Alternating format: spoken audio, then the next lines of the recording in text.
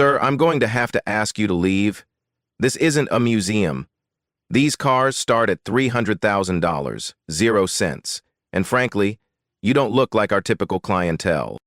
The words slice through the pristine silence of Manhattan's most exclusive luxury car showroom. 15 customers freeze mid-conversation. 3 salespeople exchange knowing glances. Security approaches from the corner. The man being addressed, Marcus Thompson, 42, wearing simple jeans and sneakers, doesn't flinch. He adjusts his watch and smiles. What happens next isn't just one of those powerful black stories that challenge everything we assume about judging people by appearance. This is one of those real-life stories that proves sometimes the quietest response creates the loudest impact. These touching stories remind us that true power doesn't announce itself. It simply acts. The sales manager has no idea he's just made the most expensive mistake of his career. Have you ever been so completely underestimated that people forgot to ask who you really were? Let me take you back to Tuesday, 2:47 p.m. Prestige Motors, Manhattan, where chrome gleams under spotless lighting and every surface reflects money. The kind of place where silence costs more than most people's cars. Marcus Thompson steps through the glass doors, his sneakers quiet against Italian marble. He's dressed down. Jeans, plain gray t-shirt, nothing flashy. But there's something in his posture, the way he moves through space, that suggests depths the eye can't measure. Brad Whitmore, 28 years old, perfectly pressed navy suit, approaches with the predatory confidence of someone who's made assumptions his entire career. Can I help you? The question carries no intention of helping anyone. Marcus nods toward the gleaming McLaren 720S in the center of the showroom. I'd like to take a look at that one. Brad's laugh is sharp, practiced. Let me guess, you're here for the used car lot? That's 3 blocks down past the deli. He positions himself between Marcus and the $400,000 0-cent supercar like a human velvet rope. The words hit the showroom like a stone through glass. Conversations pause. A woman in pearls turns to stare. Her husband adjusts his tie, suddenly uncomfortable. Near the Lamborghini section, 2 customers exchange a look that says everything and nothing. I'm interested in this car, Marcus repeats, his voice steady as granite. Brad's smile turns patronizing. Sir, I'm trying to save you embarrassment. These vehicles require serious financial qualification. Pre-approval starts at 7 figures. Liquid assets. Here's where the story takes its first turn toward the extraordinary. Marcus doesn't argue. He doesn't raise his voice. Instead, he does something that will haunt Brad Whitmore for the rest of his career.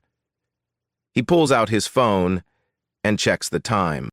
The watch beneath catches light. For just a moment, the woman in pearls glimpses something that makes her frown. Something that doesn't match the casual clothes. Something that whispers of serious money. The owner will be here in 10 minutes for the monthly inspection, Brad announces to his colleague, Janet Hoffman, the district manager, who's just emerged from the back office. Maybe we should handle this situation before then. Janet, 43, red hair pulled back in a bun that could cut glass, sizes up the scene in seconds. She's climbed the corporate ladder by reading rooms and making snap judgments. Today, that skill will cost her everything. Sir, she says, stepping beside Brad, I think there's been a misunderstanding. This is a high-end luxury dealership. Our clientele typically schedules appointments. Marcus tilts his head slightly. I wasn't aware walking into a public business required an appointment. Well, it doesn't, Janet backpedals. But given the nature of our inventory, we like to ensure serious buyers. The discrimination isn't subtle anymore. It's hanging in the air like smoke, visible to everyone breathing it. That's when the phones come out. A young woman near the Bentley section slides her iPhone from her purse, camera already activated. "This is wild," she whispers to her friend. "Watching someone get profiled at Prestige Motors right now."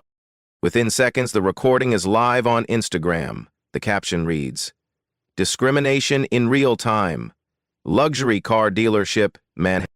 Two more phones emerge. A man in his 60s starts filming from behind a Ferrari. The woman in pearls hesitates, then begins recording too. Marcus notices the cameras but shows no reaction.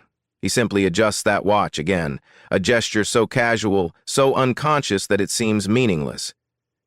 But the sales associate, who's been watching from the Porsche section, feels something shift in his chest. He's seen that watch before. In magazines, in boardrooms, in places where that particular timepiece costs more than most people's houses. "Folks, sorry for the disruption," Brad announces, his voice carrying across the marble expanse. "Some people just don't understand boundaries." The security guard, a former NYPD officer named Tony Martinez, approaches with reluctant steps. 23 years on the force taught him to read situations, and something about this scene feels wrong. The man in jeans hasn't raised his voice, hasn't made threats, hasn't even touched anything. He's just standing there, existing, while black in a space that clearly doesn't want him. But Tony has a job to do. "Sir, I'm going to need you to step outside while we sort this out." Marcus looks at Tony with eyes that hold no anger, only a deep, patient sadness. "Officer Martinez," he says quietly, reading the name tag. "I understand you're doing your job. I respect that. But I'd like to make one phone call before I go anywhere." The use of Tony's name stops him cold. This man isn't panicked, isn't angry. He's calm, dangerously calm. "On call," Marcus repeats, his voice barely above a whisper. "Then, if you still want me to leave, I'll go." Brad scoffs. "What's one phone call going to do? Call your lawyer? Good luck with that." Marcus pulls out his phone, not an iPhone, something sleeker, more expensive. The device itself whispers of exclusivity, its titanium surface reflecting the showroom lights. He dials a number from memory, each digit pressed with deliberate precision. The phone rings once, twice. On the third ring, a voice answers, crisp, professional, carrying the weight of serious business. "It's Marcus," he says, his tone shifting into something that makes the nearby customers lean closer despite themselves. "We're moving to Phase 2, authorization code Platinum 77. The words carry meaning that escapes everyone listening, but the tone suggests consequences far beyond what anyone in this showroom can imagine. This isn't a man calling for help. This is a man activating something that was already in motion. He hangs up without waiting for a response. The room holds its breath like a theater audience waiting for the curtain to rise. Brad shifts nervously, his earlier confidence cracking like ice in warm water. Janet checks her phone again, as if time itself might provide an escape from whatever is approaching.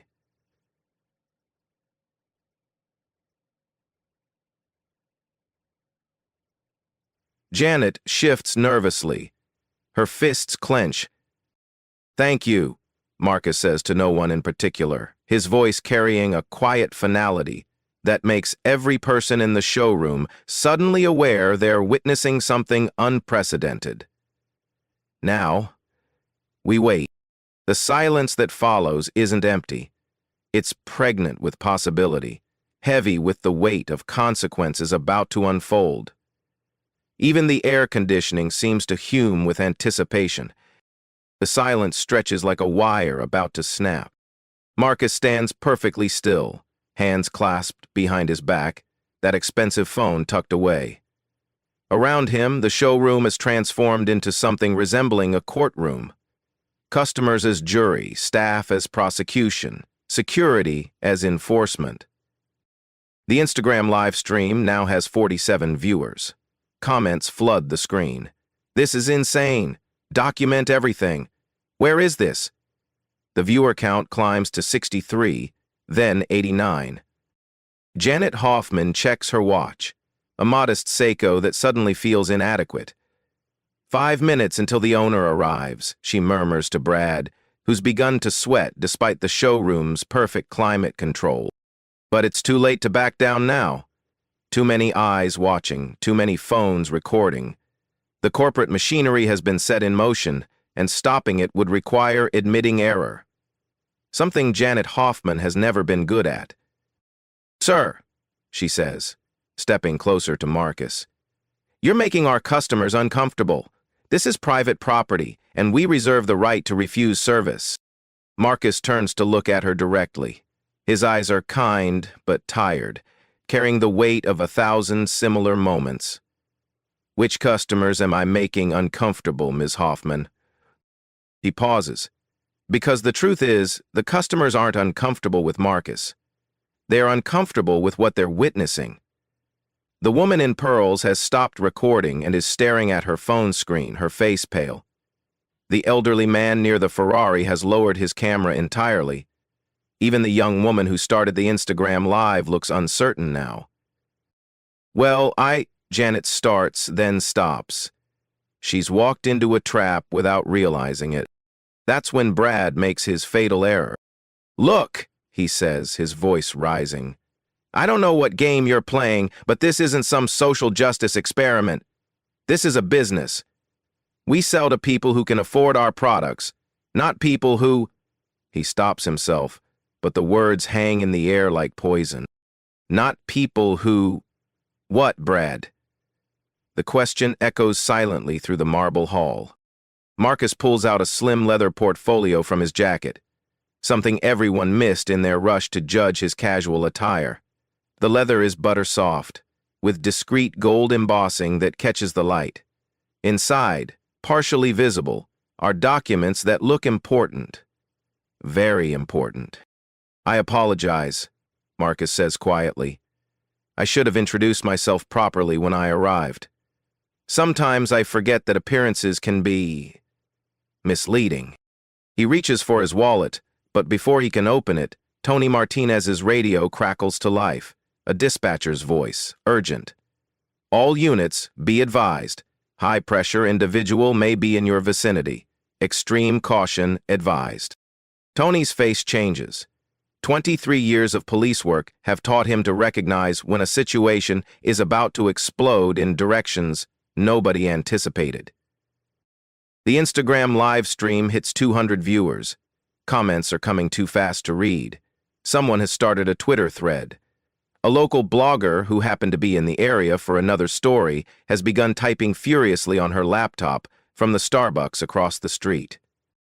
The showroom has become ground zero for something much larger than anyone realized. 3 minutes, Janet whispers, checking her phone. 3 minutes until the owner arrives and finds his pristine showroom turned into a social media nightmare. But Marcus seems completely unaware of the time pressure. He's examining the McLaren now, walking around it slowly, professionally. His movements are those of someone who understands automobiles at a deep level, not as status symbols, but as engineering achievements. "Beautiful machine," he murmurs, running his fingers just above the carbon fiber, never quite touching. 720 horsepower, twin-turbo V8, 0 to 60 in 2.8 seconds. He pauses at the rear spoiler, though I notice the aerodynamics package isn't the latest revision. The 2024 models have significantly improved downforce characteristics. Brad's mouth opens slightly. These aren't the words of someone pretending to know about supercars. This is technical knowledge that comes from real familiarity. The sales associate from the Porsche section, David Chen, who's been selling luxury vehicles for 12 years, starts walking over. He's been watching Marcus's examination of the McLaren, and something is clicking into place. The way Marcus moves around the car, the questions he's not asking because he already knows the answers. the casual familiarity with specifications that most customers have to Google.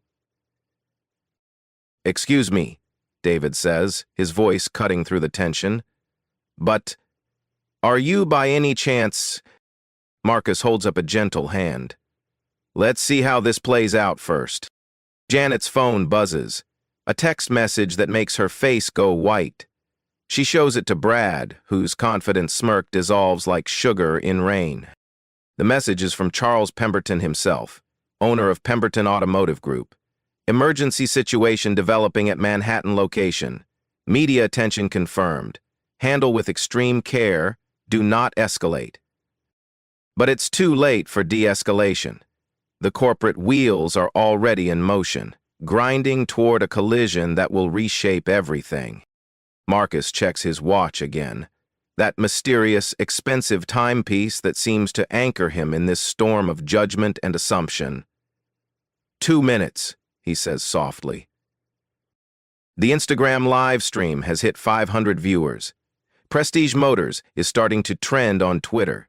The local blogger has posted her first update.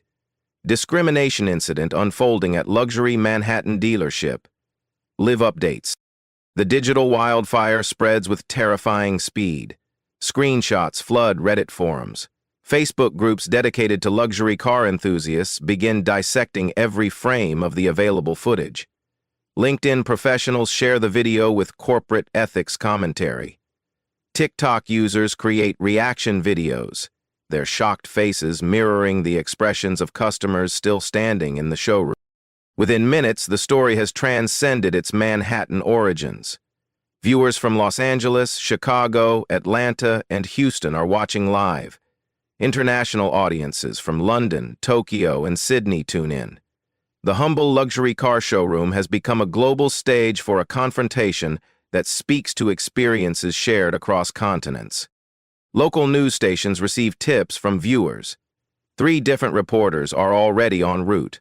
The New York Times automotive correspondent, who happened to be monitoring industry social media, has begun making calls.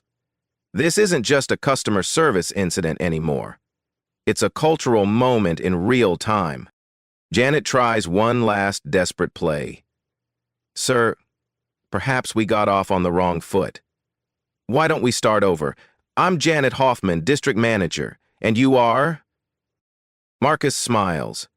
The first genuine smile he's shown since walking through those glass doors. It's not a happy smile.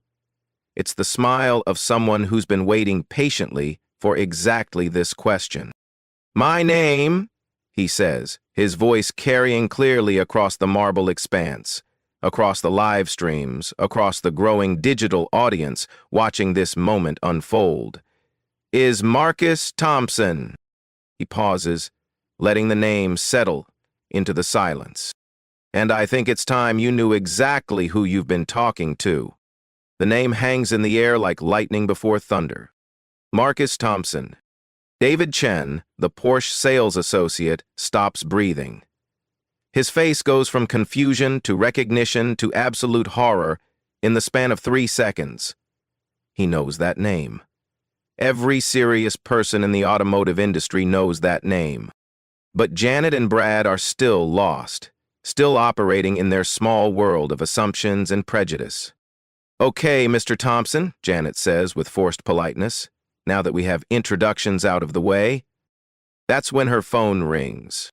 The caller ID shows a number she recognizes with ice-cold dread. Charles Pemberton, CEO of Pemberton Automotive Group.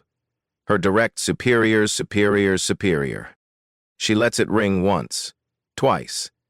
On the 3rd ring, she answers with a voice that tries to project confidence, but achieves only panic. "Mr. Pemberton, I was just about to call you about—" "Ms. Hoffman." The voice on the other end cuts through her words like a blade through silk. Charles Pemberton doesn't sound like a man making a routine check-in call. He sounds like a man watching his empire crumble in real time. "I need you to listen very carefully to what I'm about to tell you." The showroom has gone silent. Even the customers have stopped pretending not to eavesdrop. The Instagram live stream has 847 viewers now, and someone has started a Reddit thread that's gaining momentum by the minute.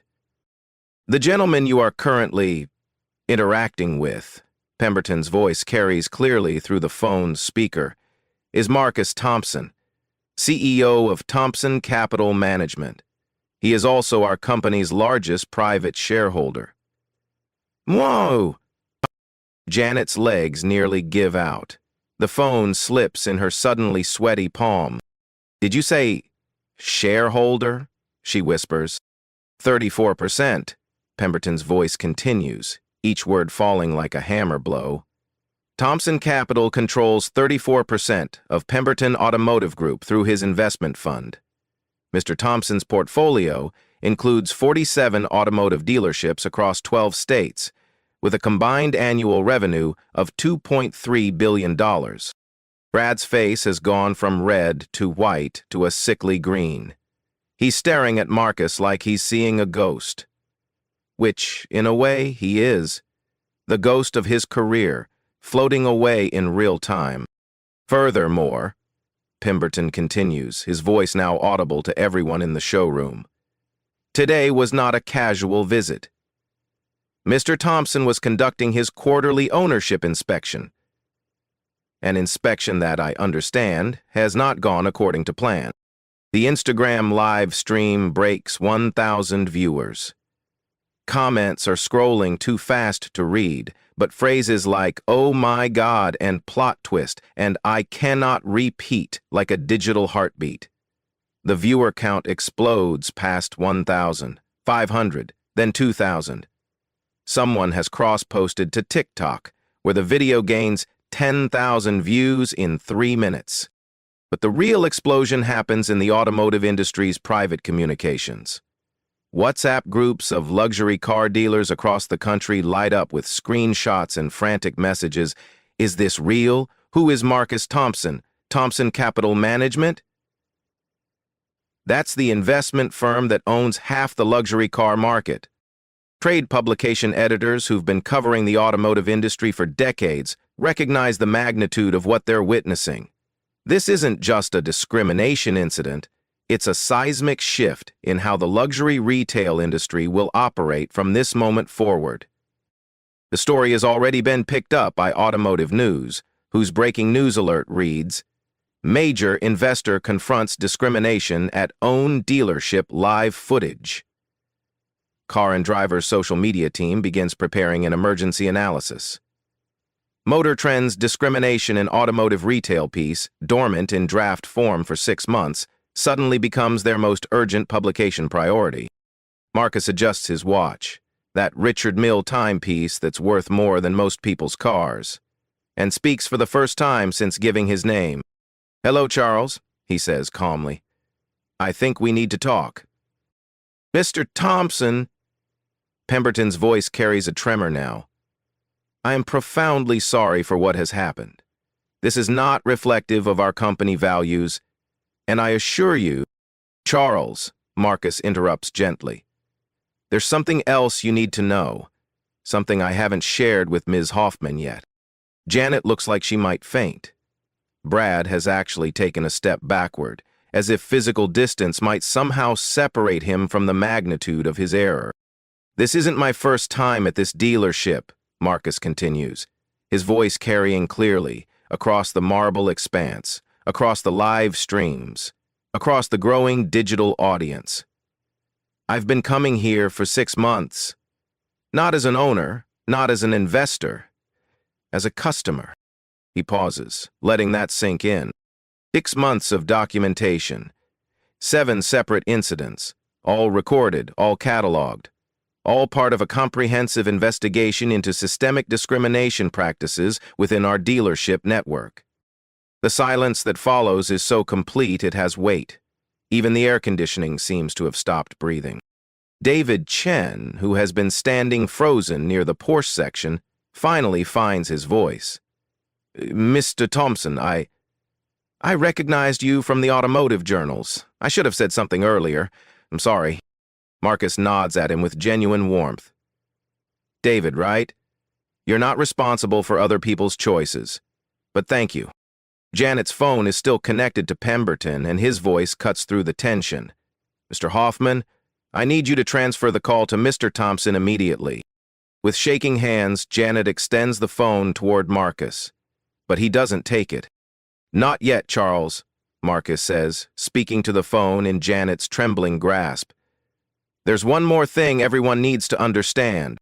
He reaches into that leather portfolio and pulls out a document. The paper is crisp, official, bearing the letterhead of Thompson Capital Management. "This morning, at 9:47 a.m., my legal team filed preliminary paperwork for a potential discrimination lawsuit against Pemberton Automotive Group. The estimated damages, based on 6 months of documented incidents, start at $50 million. Brad makes a sound like air escaping from a punctured tire. "However," Marcus continues, "I didn't want to file that lawsuit. I wanted to give your company a chance to address these issues internally, to prove that change was possible without legal intervention." He folds the document carefully, deliberately. Today was the test, the final opportunity to see if this dealership could treat all customers with basic human dignity. The Instagram live stream has exploded past 2,000 viewers. Prestige Motors is trending on Twitter. The local blogger's story has been picked up by 3 major news outlets. This isn't just a showroom anymore. It's ground zero for a conversation about discrimination in luxury retail. Marcus walked slowly to the McLaren, running his hand just above its perfect surface. "This car," he says quietly, "is beautiful, but it's just metal and carbon fiber. It has no prejudice, no assumptions. It doesn't care what color its driver is, or what they're wearing, or whether they look like they belong." He turns to face Janet and Brad. "People do that. People like you." The weight of those words settles over the showroom like snow, covering everything in a cold, clear silence. Pemberton's voice crackles through the phone speaker. "Mr. Thompson, please, let's discuss this privately. I'm flying to New York immediately. We can resolve this." Marcus finally takes the phone from Janet's numb fingers. "Hello, Charles. I think it's time for that conversation. Now. Give me 20 minutes, Marcus says into the phone. "I'll be in the conference room." He hands the device back to Janet, whose fingers can barely grip it. The Instagram live stream has passed 3,000 viewers. Someone has started a TikTok that's already at 50,000 views. The story is spreading like wildfire across social media platforms. "Ms. Hoffman," Marcus says, his voice carrying the authority of someone accustomed to boardrooms and billion-dollar decisions. "I need you to gather your staff in the conference room. All of them. Including Mr. Whitmore here." Brad finally finds his voice, though it comes out as a croak. "Mr. Thompson, I had no idea. If I had known—" "If you had known what, Brad?" Marcus interrupts, his tone remaining calm but carrying an edge that could cut glass. "If you had known I was rich, you would have treated me with respect? If you had known I was powerful, you would have seen me as human?" The question hangs in the air like an accusation that can't be answered without admitting guilt. "That's exactly the problem," Marcus continues. "Respect shouldn't require a portfolio statement." David Chen approaches cautiously. "Mr. Thompson, should I clear the showroom?" Marcus considers this. The customers are still watching, phones still recording. The digital audience has grown beyond anything anyone anticipated. "No," he says finally. "Let them stay. Let them see how this ends. Transparency is the only way forward." The conference room at Prestige Motors is all glass and chrome, designed to intimidate. But today, it feels more like a courtroom than a corporate meeting space. Janet sits at one end of the polished table, Brad beside her, both looking like defendants awaiting sentencing.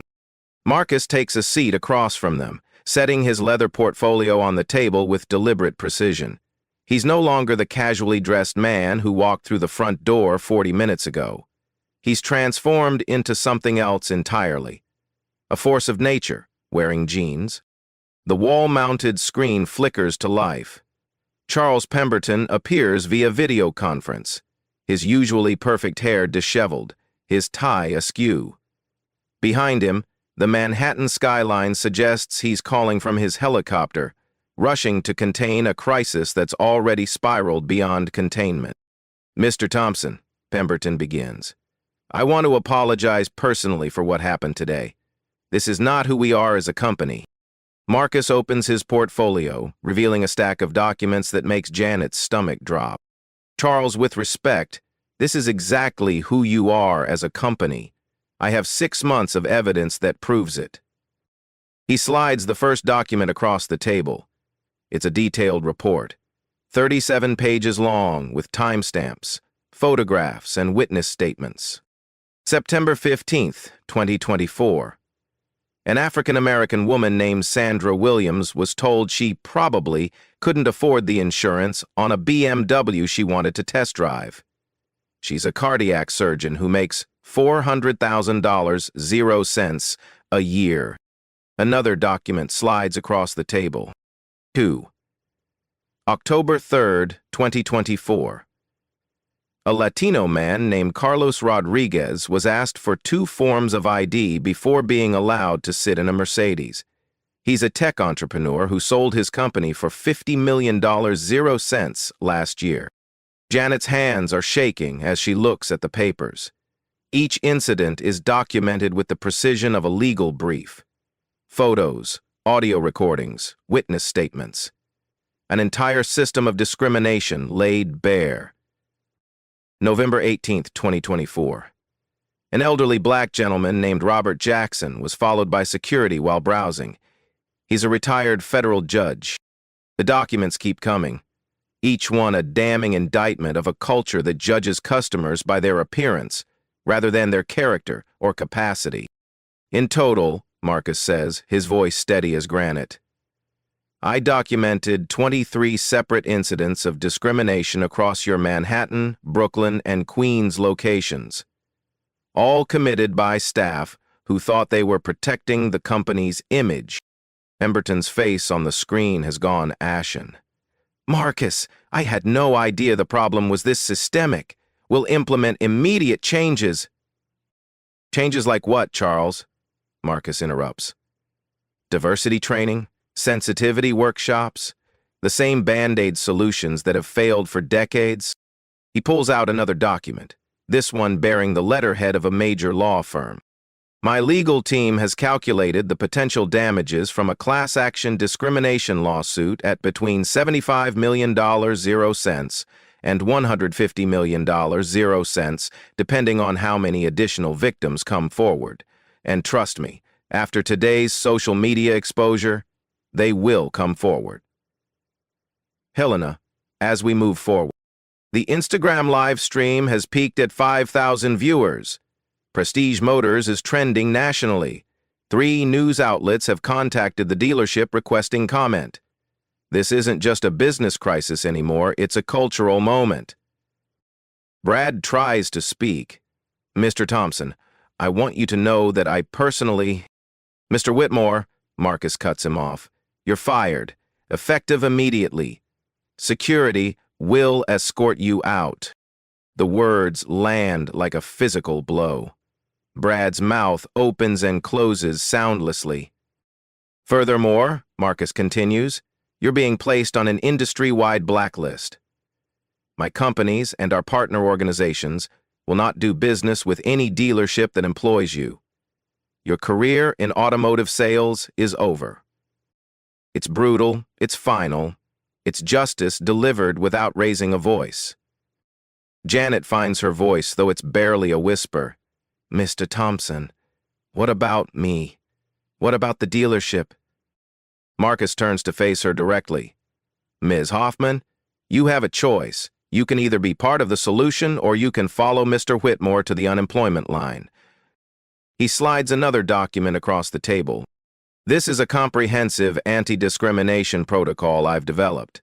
It includes mandatory bias training, real-time customer feedback systems, diversity hiring requirements, and monthly third-party audits. Implementation begins immediately. Janet stares at the document. It's detailed, professional, and clearly the work of someone who's thought deeply about systemic change. Every customer interaction will be recorded and reviewed, Marcus continues. Every complaint will be investigated by an independent third party. Every staff member will undergo quarterly bias assessment. Pemberton's voice cuts through the tension. Marcus, the board will approve whatever changes you require. We'll allocate whatever budget is necessary. Good, Marcus says, because the budget is substantial. $12 million, 0 cents, annually across all locations. Employee training, monitoring systems, diversity initiatives, community outreach programs. He pauses, letting the number sink in. It's expensive to fix a broken culture, Charles, but it's more expensive to defend discrimination lawsuits. Janet looks up from the document. Mr. Thompson, I want to make this right. I want to be part of the solution. Marcus studies her face, searching for sincerity. Then you'll start by issuing a public apology to every customer in that showroom, on camera, on the record. The terms are clear. The choice is binary, evolution or extinction. One more thing, Marcus says, his voice dropping to barely above a whisper. This isn't about revenge. This isn't about destroying your company. This is about ensuring that no one else walks into one of your dealerships and experiences what I experienced today. He stands, closing his portfolio with decisive finality. You have 30 days to implement these changes. Full compliance or I file the lawsuit. Your choice. The room falls silent except for the distant sound of cameras clicking in the showroom beyond the glass walls. 30 days later, Prestige Motors Manhattan looks identical on the surface. Same gleaming chrome, same Italian marble. Same $300,000 0-cent supercars reflecting spotless showroom lights. But everything else has changed. Janet Hoffman stands near the entrance, greeting every customer personally. Her demeanor is different now. Warmer, more genuine. The calculating assessment that once preceded every interaction has been replaced by something resembling actual hospitality. Brad Whitmore is gone, of course. His termination made industry headlines, creating ripple effects across luxury retail sectors nationwide. 3 other dealerships quietly dismissed employees who had similar customer service philosophies. The message was clear. Discrimination is no longer just morally wrong, it's career suicide. The transformation began immediately after Marcus's ultimatum. Within 48 hours, Charles Pemberton had flown in a team of diversity consultants, HR specialists, and systems engineers. The $12 million 0 cents annual budget Marcus demanded wasn't just allocated. It was exceeded by 30%, bringing the total investment to $15,600,000, 0 cents, across all dealership locations. Every customer interaction is now recorded by discrete ceiling cameras. Not for surveillance, but for learning. Each conversation is reviewed by AI software that flags potential bias indicators. Staff members receive real-time coaching through nearly invisible earpieces, guided by consultants who understand the subtle language of discrimination.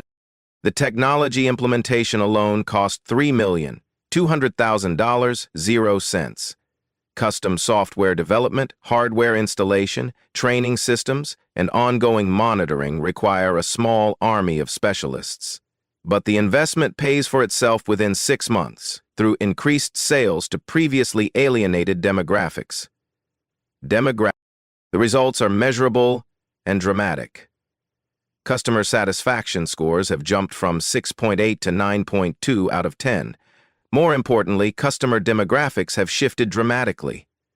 Where the showroom once served primarily white, male, obviously wealthy clients, it now welcomes a spectrum of humanity that reflects New York's actual diversity.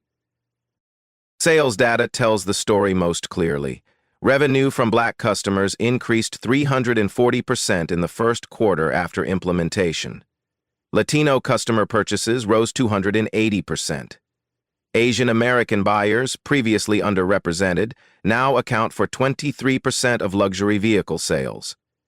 Women who had consistently reported feeling unwelcome now represent 41% of high-end purchases, up from 19% before Marcus's intervention. David Chen has been promoted to sales manager, replacing Brad. His first hire was Sandra Williams, the cardiac surgeon who was once told she couldn't afford insurance. She now works part-time as a customer experience consultant, helping staff recognize when assumptions masquerade as professionalism. The mandatory bias training happens every quarter, led by Dr. Amelia Rodriguez, a Harvard psychologist who specializes in implicit prejudice. Her sessions don't focus on political correctness or corporate liability. They focus on money. Specifically, how discrimination costs dealerships millions in lost sales annually. The numbers are stark. Before Marcus's intervention, Prestige Motors Manhattan was missing approximately $15 million, 0 cents, in annual revenue by alienating potential customers who didn't look the part. The cardiac surgeon who makes $400,000, 0 cents a year. The tech entrepreneur worth $50 million, 0 cents. The retired federal judge looking for a retirement gift to himself. These customers didn't disappear when rejected. They simply bought their luxury vehicles elsewhere, from competitors who were smart enough to judge wallets, not wardrobe. The monitoring app Marcus mandated has become an industry standard.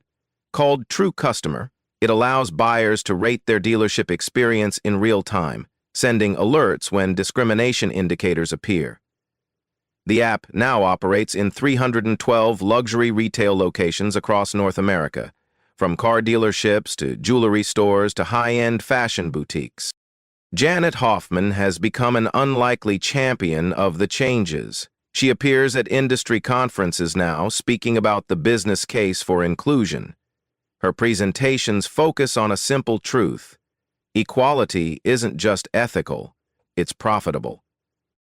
We were leaving money on the table, she tells audiences of dealership managers. Millions of dollars walking out our doors because we couldn't see past our own prejudices. The Instagram live stream that started everything has been viewed 2.3 million times. It's been dissected by business schools, analyzed by discrimination researchers, and cited in 6 separate academic papers. The video has become a case study in how social media can force corporate accountability faster than any lawsuit. Marcus Thompson has not returned to Prestige Motors as a customer. He doesn't need to. The monthly reports crossing his desk tell the story. Complaints down 94%. Diversity hiring up 340%. Revenue up 23%. The numbers speak louder than any personal visit could. But the real measure of success isn't found in quarterly reports. It's found in moments like this Tuesday afternoon, when a young black woman in yoga pants and sneakers walks through those glass doors. Juicy. She's Dr. Keisha Brown, a neurosurgeon at Mount Sinai, looking at the Lamborghini Huracan in the center of the showroom. Last year, she would have been followed by security, questioned about her intentions, possibly asked to leave. Today, David Chen approaches with a genuine smile. Beautiful car, he says. Are you interested in a test drive? Dr. Brown nods. I've been saving for 5 years, just got my bonus, and I think it's time. Congratulations, David says, already pulling out the keys. Let's get you behind the wheel. No questions about pre-approval. No assumptions about ability to afford. No judgment based on appearance. Just professional service for a paying customer. As Dr. Brown settles into the Lamborghini's driver's seat, adjusting mirrors and familiarizing herself with controls, David notices something that would have gone unobserved in the old system. She handles the car like someone who understands high-performance vehicles. Her questions are technical, specific, informed. Track days at Lime Rock, she explains when he asks about her experience. I've been racing for 10 years. This will be my first street-legal supercar. They complete the test drive. She loves the car. The financing is approved within minutes. Her credit score is 847, and her down payment covers half the purchase price. She drives home that afternoon in a $200,000 0 cents Lamborghini. Another customer who would have been lost under the old system. The true victory isn't the sale itself. It's the absence of drama. No social media incident, no viral videos, no discrimination, just a doctor buying a car she's earned the right to own. This ordinary transaction represents Marcus Thompson's ultimate success. He didn't just punish discrimination, he eliminated it. He didn't just win a battle, he changed an entire industry's approach to customer service. The quiet revolution he sparked continues spreading. One dealership at a time, one interaction at a time, one customer at a time. 6 months after that Tuesday afternoon confrontation, Marcus Thompson sits in his corner office overlooking Central Park. The morning sun streams through floor-to-ceiling windows, illuminating a wall covered with framed articles about the Prestige Motors transformation. The Harvard Business Review feature, How One Customer Changed an Industry. The Wall Street Journal analysis. The $12 million 0 cents solution to retail discrimination. The Forbes profile. Marcus Thompson, the CEO who chose reform over revenge. Revenge, but the article that matters most hangs in a simple black frame beside his desk. It's from a small automotive trade publication, barely 3 paragraphs long. The headline reads, Prestige Motors posts record quarter, credits diversity initiative. The numbers tell the story Marcus always knew they would. Revenue up 31% year over year. Customer satisfaction at an all-time high. Employee turnover down 67%. Most importantly, discrimination complaints at 0 across all monitored locations. 47 other automotive dealerships have voluntarily adopted Marcus's protocols. The Thompson Standard has become shorthand for comprehensive anti-bias customer service training. Insurance companies now offer premium discounts to retailers who implement the full program. The ripple effects extend far beyond car sales. Luxury watch retailers, high-end fashion boutiques, and private banking institutions have all adapted Marcus's monitoring systems.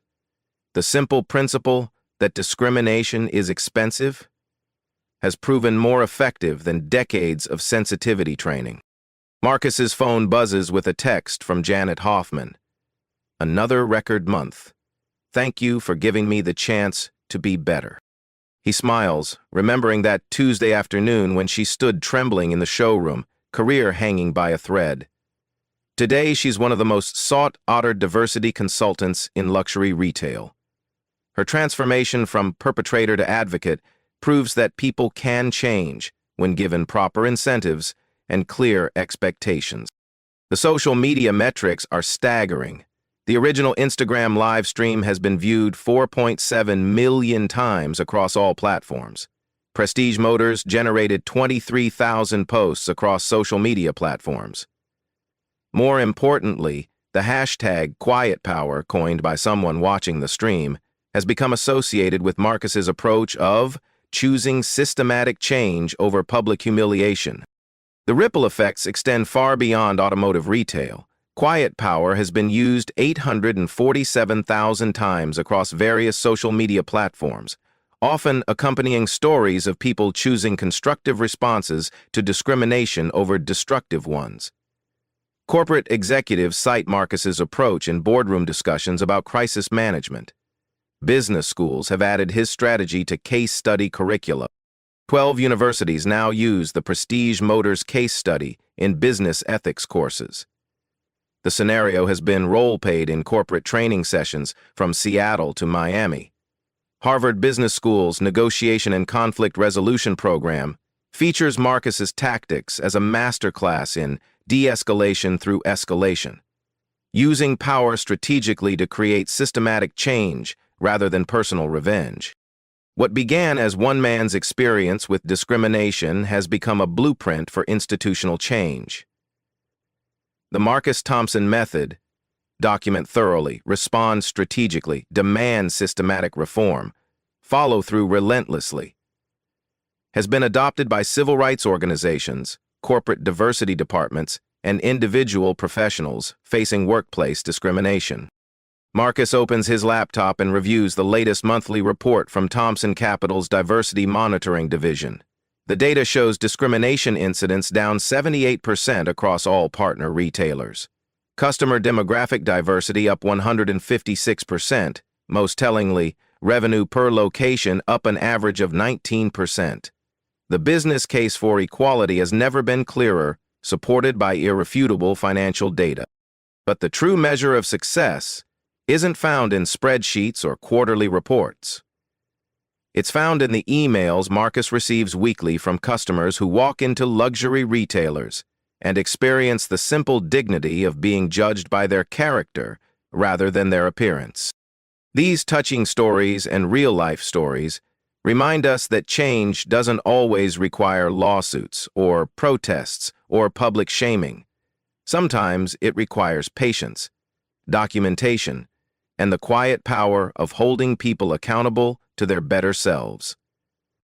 Marcus's approach, choosing reform over revenge, education over humiliation, systematic change over personal satisfaction, has created something more valuable than any legal victory could have achieved.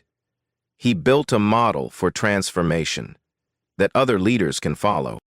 The black CEO who was denied service didn't just buy a dealership. He bought an entire industry's commitment to change. He transformed discrimination from an acceptable business practice into a career-ending liability. Most importantly, he proved that the most powerful response to injustice isn't always the loudest one. Sometimes quiet strength changes more than righteous anger ever could. These are the life stories that matter most, not tales of destruction, but narratives of construction, not stories of tearing down, but accounts of building up. These black stories prove that real power lies not in punishment, but in the patient work of making tomorrow better than today. Have you witnessed discrimination that could have been handled differently? Share your story in the comments below. Your experience might be the key to preventing someone else's humiliation. If this story moved you, share it with someone who needs to hear it. Subscribe for more stories of quiet courage changing the world, one interaction at a time. Because sometimes the most revolutionary act is simply treating people with the dignity they deserve.